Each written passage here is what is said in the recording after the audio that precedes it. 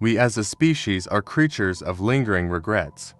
We constantly think of the things that we didn't do, the opportunities we missed out on, the alternatives to the choices we have made, and the haunting question of what if. I am no different, and that is what brings me here to share my experience today. I have had a what if question that has persisted in my head like a broken record. It has lingered in the darkest recesses of my mind like a cockroach and has continued to fester there to the present day. What if we had just come forward with the truth? The answer to this question is not for the faint of heart. What I am about to describe is just as much a detailed recollection of events as it is a confession. What you choose to believe is entirely up to all of you, but I need the truth to be out there in order to repent. This all started a few months ago when I began communication with the dead. Now, this grave endeavor wasn't in vain, mind you. The main reason I entertained this idea and participated was because I was desperate. You see, I have lost a lot of people in my life. People I wished I could see again and communicate with that were no longer here. What I desired most was closure with my loved ones and friends, and death had taken that from me. That is until Jane and I were cleaning our basement out one day. We were moving some miscellaneous junk strewn about the basement to the garage for donation or the trash. It was nothing more than a typical cleaning project that neither of us wanted to do, but it had to get done. As I was cleaning out a particular corner of the basement, I stumbled upon a box containing an Ouija board. Now, I didn't remember ever purchasing or acquiring an Ouija board, and I know for certain Jane wouldn't have either. She was not a fan of creepy things in the slightest. How it ended up there was a complete mystery. My immediate thought was to just throw it away. There was no reason for us to have it. It's not that I didn't believe in the paranormal or anything. I had an experience years ago that made me a believer. I just didn't think it was an item that should continue to be in our household. That is when a thought crossed my mind. One that I should have never begun to entertain the idea of. What if I could speak with those people I never got a chance to speak with again? This was an idea that intrigued me at the time. Reconnecting with people that were once in my life and knowing that there was a life beyond death provided a strange comfort to me. I can't explain it, but in that moment, I felt like I was compelled to use the board since I had found it. After pondering things over for a moment longer, I had made my decision. In hindsight, I should not have made a decision of such magnitude so recklessly, but regardless, my mind was made up. I placed the Ouija board back where I had found it, pretending that I hadn't seen it, and proceeded to go about my day acting as if I hadn't seen anything. Tomorrow when I got home from work and while my wife was still working, I would use the Ouija board, and that is exactly what I did. From that day forward for months, I spent that to our time period before Jane would get home from work downstairs in the basement communicating with the deceased. My usage of the Ouija board granted me the ability of being able to talk to my mother, my father, my grandmother, my grandfather, and anyone else I so desired to talk to. We discussed the afterlife, my life, and what I had never gotten to when they were here on this soil. It was a relief unlike any other, and I was grateful to be able to break the barrier between the living and dead to talk to my loved ones. It began so innocently with them. All I ever intended was to talk to them and to get some closure, but it became an addiction. I couldn't stop using the Ouija board. Over time, I had started inviting random spirits to conduct a conversation with me. It became therapeutic for me when I would ask these spirits questions and learn about them in addition to the unknown and beyond. Despite my morbid fixation on conversing with the dead, I never let anything get out of hand. My habit was always restricted to that to our window I had, and I was always going to be in control of the situation. Yesterday, though, that all changed. I was going about things like I normally did with the Ouija board. The candles that circled me illuminated the basement as I was called out. Are there any spirits here that want to communicate at this time? My words echoed throughout the basement as I patiently awaited a response from beyond the grave. Some time had passed before the planchette I had my hands placed over began to shake. Slowly, it moved over to the word yes. I nodded my head and inquired, Who am I speaking to?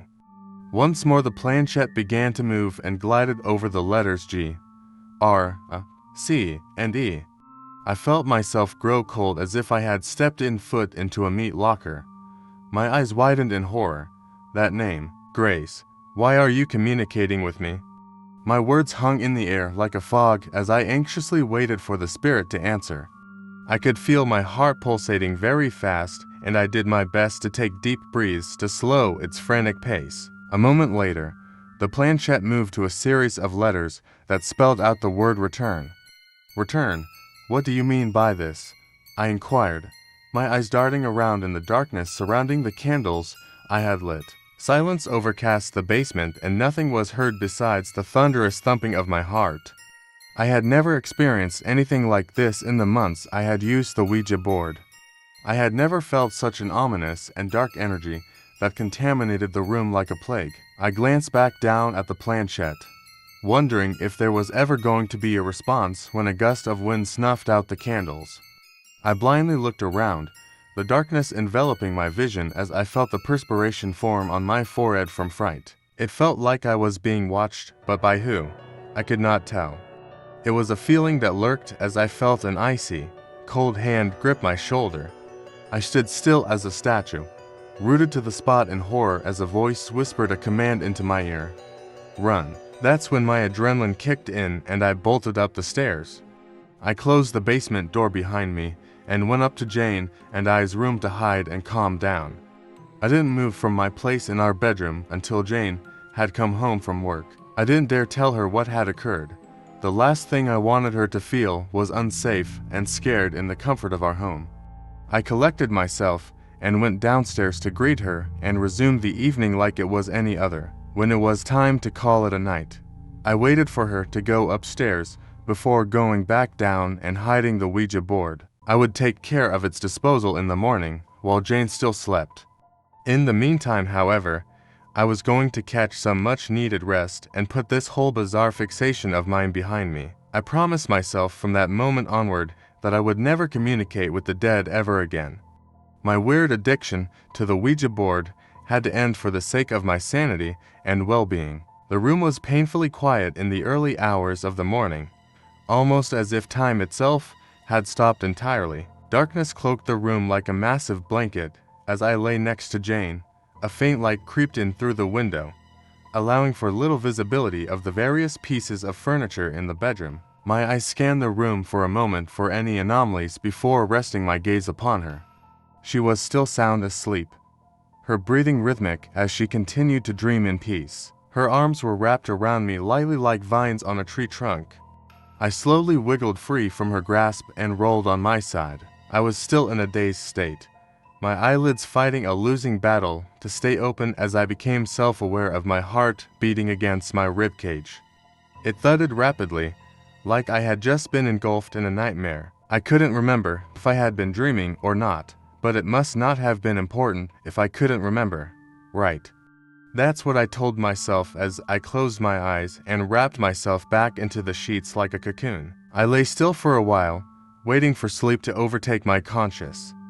When it seemed as though I was about to doze off, my cell phone that was on my nightside table lit up like a Christmas tree and began to ring. The vibration of the device buzzing on the table grated my eardrums as I let out a groan of frustration. I sluggishly reached out and silenced the phone without even acknowledging who it was. I turned to my wife to see if she had stirred at all, but thankfully to my delight, she had not been ripped from her slumber. I breathed a sigh of relief as I looked at the time, 3:03 a.m. Give me a break, I muttered irritably to myself as I turned back over, hoping to get some sleep. The idea of having to go to work on just a couple hours of sleep was not a pleasant thought. The last thing I wanted to do was daydream about dreaming. I closed my eyes and tried my best to silence my thoughts, but not even a moment had nestled into the warm embrace of the sheets. The phone rang again. My eyes shot open and I lunged out into the void of darkness to silence the phone. Good God, can I just get some rest? I buried my head under the blanket and face planted into the pillow, not wanting to think, see, or hear anything until 6 a.m. sharp when I absolutely had to be awake. The sound of my phone going off seconds after my face connected with the pillow indicated that someone was still trying to get in touch with me. I begrudgingly lifted my face from the pillow and squinted to look at my phone, which shone like a beacon of light on the bedside table. I exhaled angrily as I yanked the phone from its place on the table and stared down at the screen. My heart immediately sunk as I read the name of the person who was vehemently blowing up my phone. Grace. It was the same name that was spelt out on the Ouija board earlier. I was confused. How was a spirit contacting me outside of the board? Was this the spirit that I thought it was? I chalked it up to it all being a strange coincidence and put that dreadful thought to rest. I hit decline on the call, and not even a second after I did, the phone began to ring again. This person doesn't give up, I thought as I pressed decline call. The phone lit up and hummed violently as Grace continued to call again and again. I promptly kept declining the calls as they came through, and I was able to eventually block the person, resulting in a blissful silence falling upon the room. I gently placed the phone back down and was about to lay back down when I noticed Jane sitting up, looking at me in pure confusion. In the midst of all the chaos, I neglected the fact that the constant noise of my phone and I would have woken her. "What is going on?" she asked as a yawn escaped her lips. "Nothing, Jane. It was just some stupid scam caller or something. I took care of it," I reassured as I returned to my place beside her in the comfort of our bed. As soon as she and I began to get comfortable, the familiar humming sound filled the air, indicating that my phone was going off. "Apparently you didn't," she quipped as I snatched the phone from its resting place and messed with its settings. I was perplexed. I had blocked this person. So how was the same number calling? I decided to take matters a step further and turn my phone off. I held the power button on my phone and watched the brand logo light up on the screen before dimming and blacking out completely. There, now I did. I breathed a sigh of relief as I returned to Jane's side and gave a light smile. That was way more complicated than it needed to be. We shared a laugh as we both lay on our backs and snuggled together under the sheets. I noticed. "Seems like you got a stalker," she teased as she wrapped her arms around my torso and placed her head on my chest. "Who wants to stalk someone like me, though? I don't know. You tell me." She raised her head to look me in the face and raised a slight brow jokingly. In that moment, I wanted to tell her the person's name, but decided it was better to withhold the information. There was no need to bother her with something as small as a name in the grand scheme of things. Before I could give a reply to her question, though, my phone rang yet again. This time Jane and I both sat straight up in bed, immediately alarmed at what we were hearing. You turned that off, right?" she asked with a concerned tone, her face peering over at my bedside table. "Yeah, I turned the phone off. Did you not see me turn the phone off?" I felt like my arms weighed 1,000 tons and my fingers shook as I took the phone and brought it to my face. I stood there and just stared at the brightly lit screen, the name Grace striking fear into my heart. "Grace. Who is this Grace and why is she calling you?" "It's 3 in the morning," Jane said, clearly agitated and suspicious of the fact that another woman was calling me in the early hours of the morning. "I don't know, but I'm going to answer and figure out what the meaning of this is." I pressed accept on the phone call and brought it up to my ear. "Listen, I don't know who you think you are, but..." I was interrupted by a burst of static that sounded like a radio trying to find a proper frequency. "Hello, is anybody there?" I asked as I glanced over my shoulder at Jane, who appeared to be a nervous wreck. She looked how I felt internally, but I needed to be strong for her. I didn't want to look scared, but it was hard not to be. This whole thing was certainly strange. "Put it on speaker." Her voice trembled with a worried tone. I nodded my head and pulled the phone away from my ear. I pressed the speaker button and we both listened with racing hearts as the static continued to blare. This noise persisted for a while before a faint voice crept through. "Hello." The voice was weak, but there was no mistaking it. Someone was on the line. "Yes. Hello. Who is this? How did you get my number?" The questions poured out of me at a rapid-fire pace as I was trying to rationalize the scenario we found ourselves in. There was no response to anything I asked, and instead, we were left to listen to the static deafeningly sounded from the speaker. The moments we spent waiting for a response seemed to drag on in dog years, but eventually the voice returned, this time much clearer. This ... is Grace. I felt my blood turn to ice. Every word pierced my skin like a hunting knife as I looked over at Jane, who shared the same horrified expression as myself. I felt my grip loosening on the phone as the world seemingly spun around me. This couldn't be real. None of this is real. Leave us alone. Jane's voice broke the silence between the two of us. She seized the phone from what little grasp I still had and tried to decline the call. No matter how many times she attempted to hang up though, the call would not end. If anything, the static sound got louder and louder, forcing Jane and I to cover our ears. As quickly as the static noise raised itself to ear-piercing decibels, it stopped. Jane and I were afraid to breathe as we listened to the phone for any signs of life besides our own. I could feel my limbs trembling from the fear and adrenaline. I was afraid to move in any capacity. I clenched my eyes shut and prayed for this to end. I could feel Jane's face hovering above my shoulder, and I could hear her trying to stifle cries of terror. The silence on the other end of the line was somehow more deafening than the static coming through just moments ago. It was not to last, however, as the voice returned and spoke clear as day from the other end of the line. "I'm here," the voice stated in an aggressive rasp before the phone call suddenly ended and the screen went to black. Jane and I sat in the darkness, paralyzed by our own fear. We weren't sure of what to make of what had just happened. It was like a piece of fiction had come to life. There was nothing fictitious about this, however. This was the gravity of the situation coming crashing down upon us. There was a reason why that name had sounded so familiar earlier downstairs with the Ouija board. The voice on the phone all but confirmed our suspicions. She and I locked eyes in horror, and I felt myself shiver at the revelation. The spirit from the Ouija board and the voice on the phone were the same entity. It was Grace, our daughter we had killed 10 years ago.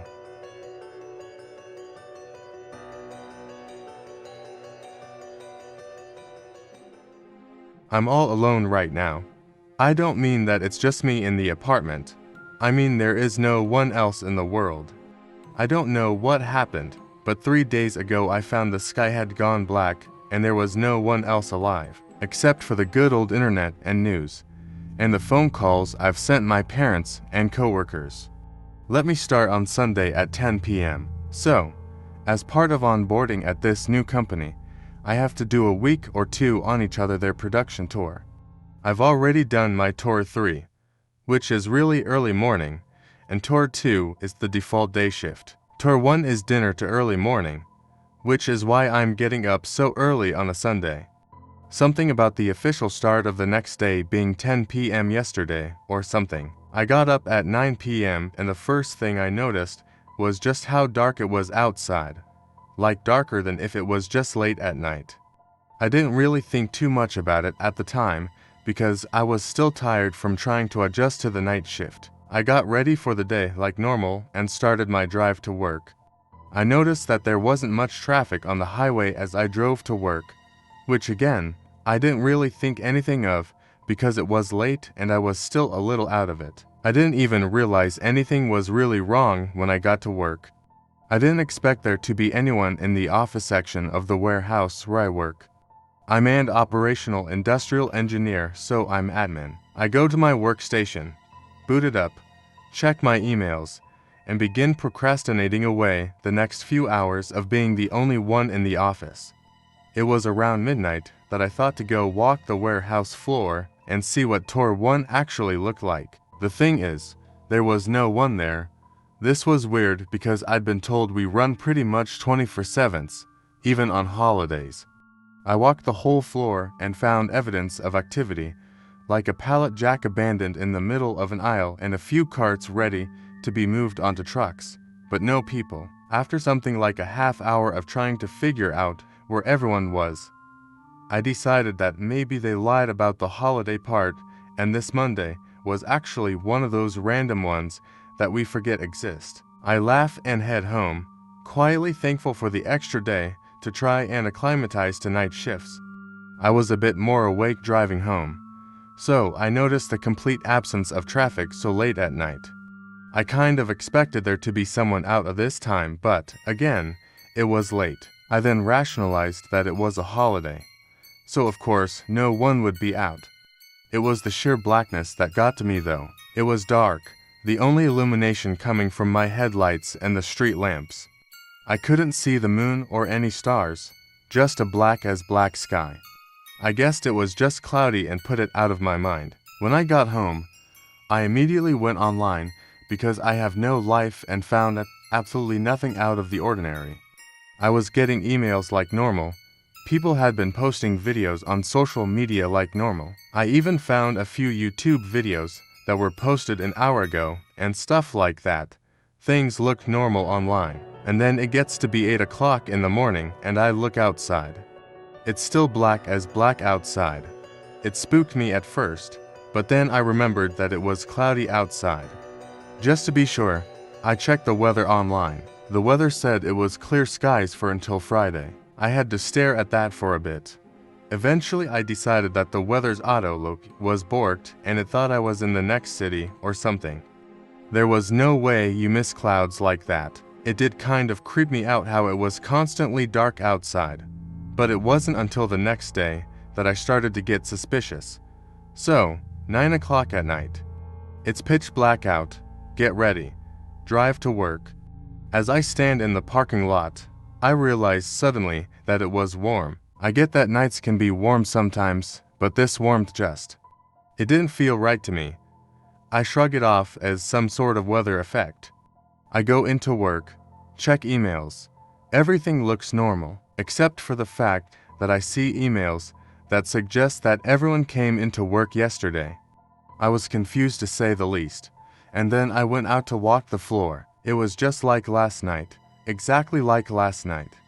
Stuff was still on the dock waiting to be shipped. A pallet jack was in the middle of an aisle. I walked the floor for an hour, trying to rationalize it until I just decided that somehow, the fact that it was still officially Monday meant that it was still a holiday, even if the schedule was weird. My mind ignored the emails telling me that today was not a holiday and assumed that everything would be normal tomorrow.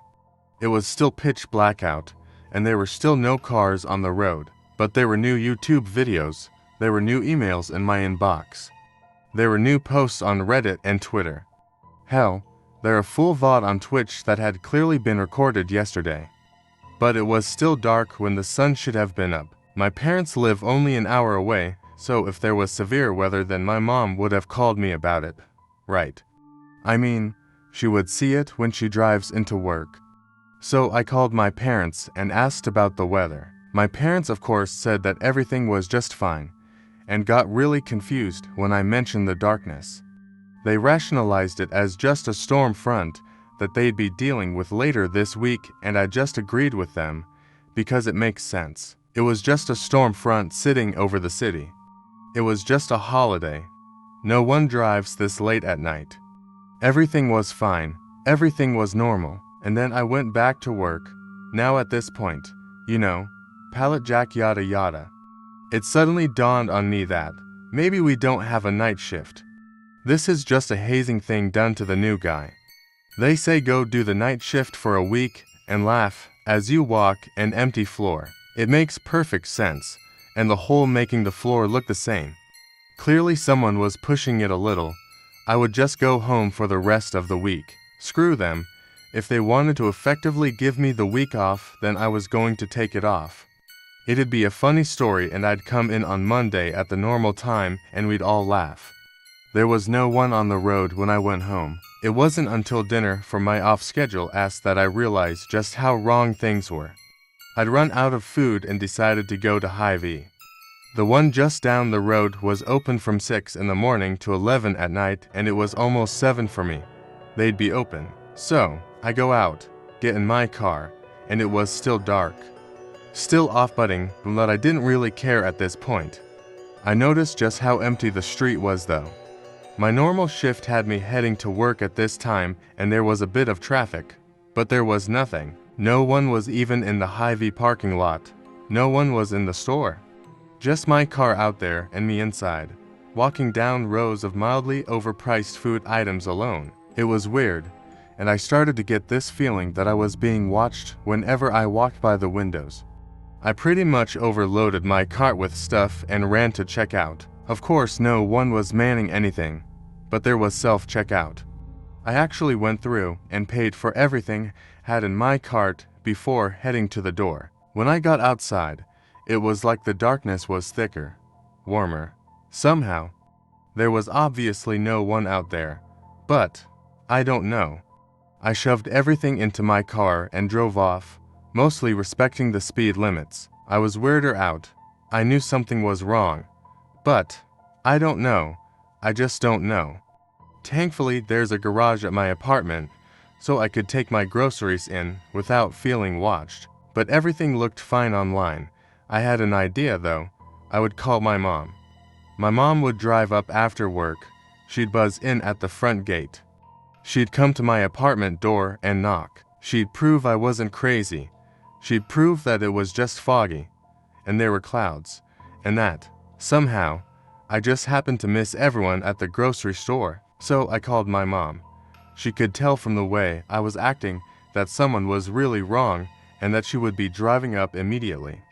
The hour and a half it took her to get here was the longest of my life. All throughout it, I would peek outside and feel wrong, alone, watched. And then I get a buzz on my phone, apartment front door. I let my mom into the building and wait, and then she calls me. My mom was in my apartment, but I couldn't see her. She said that she knocked and eventually tried the handle. I guess it happened that my door was unlocked, except for the fact that my door was locked. She was looking around. My computer was on. Apparently, my lights were on, but I wasn't there. My first reaction is that she clearly must have gone into the wrong apartment. I didn't hear knocking because the walls were built right. We both laugh and I go outside to make sure she sees me. She says that I'm not in the hall. I say that's impossible. I FaceTime her and show her the hall that I am clearly in. She FaceTimes me and shows me the hall that I am clearly not in.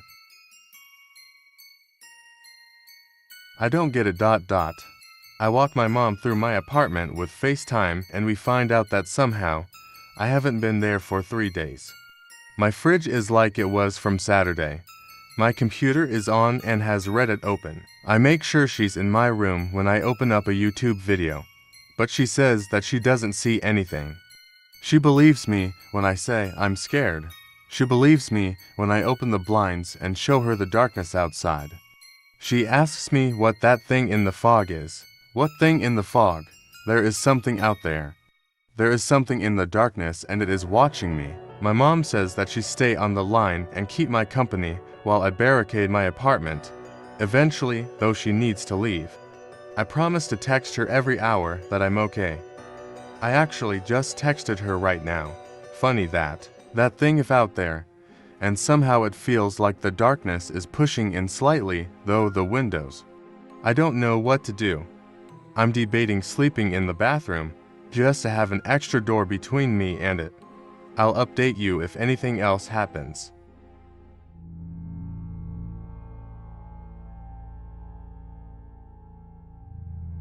The shadows of Hollow Creek. It was a cold, rainy night when 4 college friends Emma, Jack, Sarah, and Mike arrived at the secluded cabin in the heart of Hollow Creek Forest.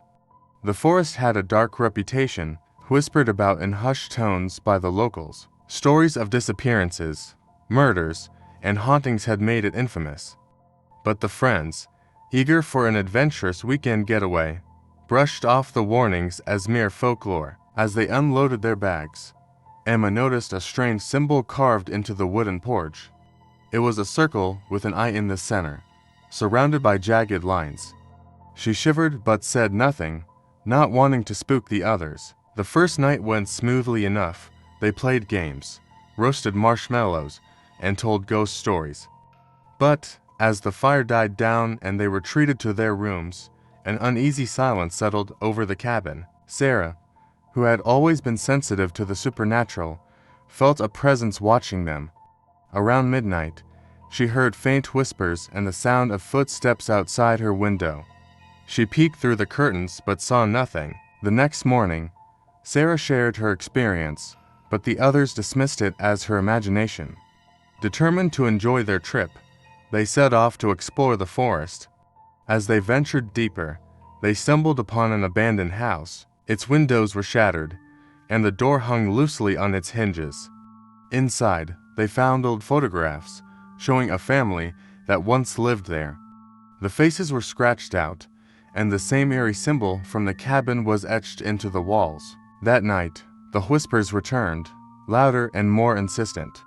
Emma woke up to find herself unable to move, a shadowy figure looming over her bed. It whispered her name in a guttural voice before vanishing into thin air. Shaken, she ran to the others, and they decided to leave the cabin first thing in the morning. But the forest had other plans. As they tried to drive away, their car refused to start. The panic set in when they realized their phones had no signal. They were trapped. With no other choice, they decided to walk back to the nearest town. The path, however, seemed to twist and turn, leading them in circles. As night fell, they found themselves back at the abandoned house. This time, the air was thick with dread. They had no choice but to enter. Inside, they discovered a hidden basement door, locked with a rusty chain. Mike, the strongest among them, managed to break it open. Descending into the darkness, they found a room filled with old, blood-stained tools and chains hanging from the ceiling. In the corner, they saw a makeshift altar with the same symbol. On the altar lay an old diary. Emma picked it up and began to read. The diary belonged to a man named Thomas, who lived in the house with his family decades ago. The entries spoke of strange occurrences, whispers in the night, and sightings of shadowy figures. The final entry was the most chilling. It described a ritual to summon an ancient entity, one that required human sacrifices. Suddenly, the basement door slammed shut, and they heard footsteps approaching. From the darkness emerged a tall, gaunt figure, his eyes glowing with a malevolent light. "Welcome," he said, his voice dripping with malice. "You have freed me, and now you will pay the price." The friends tried to escape, but the figure was too fast. He grabbed Sarah, dragging her towards the altar. The others fought to save her, but their efforts were in vain. The figure chanted in an unknown language, and the room began to shake. Just as Sarah was about to be sacrificed, Jack found a hidden trap door in the floor. "Down here," he shouted. They all scrambled through the trap door, landing in a dark tunnel. The walls were covered in symbols, and the air was thick with the smell of decay. They ran, the sounds of pursuit echoing behind them. After what felt like hours, they emerged in a clearing. The forest was silent, but the sense of dread remained. They could see the lights of the town in the distance and ran towards them, not daring to look back. They reached the safety of the town, collapsing at the doorstep of the local sheriff's office. They told their story, but the sheriff was skeptical. He agreed to investigate, but found no evidence of the horrors they described. Haunted by their experience, the friends left Hollow Creek, vowing never to return. But the memories stayed with them, and the whispers followed them in their nightmares. The forest remained, waiting for its next victims, the shadows of Hollow Creek forever etched in their minds.